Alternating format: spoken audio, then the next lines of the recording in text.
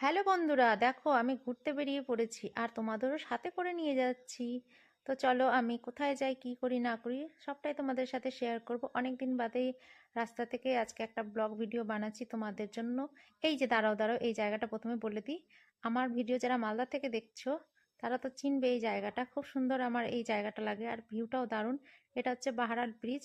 তো ব্রিজের ওপর থেকে ভিউটা জাস্ট অসাম লাগে। তো এই যে দেখো কত সুন্দর লাগছে, তোমাদের সাথে একটু শেয়ার করে দিলাম। ভিডিওটি অবশ্যই লাইক করে দেবে।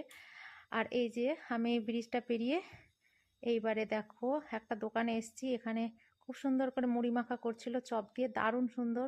অনেক ভিড় ছিল, তো আমরাও এখানে 15 টাকা করে দিচ্ছিল, তো আমরাও 2 ঠোঙা নিয়েছিলাম। সাথে ছিল আমার বৌদি আর আমার পুচকুসোনা। তো একটু কাজে বেরিয়েছিলাম সকাল সকাল, তো কিছু খাওয়া দাওয়া হয়নি। তো এই ঝালমুড়িটা খেয়ে অনেকটাই পেটটা শান্তি হয়েছিল। আর খুব সুন্দর সুস্বাদু এই দোকানটাতে আহ, বিক্রি হয়।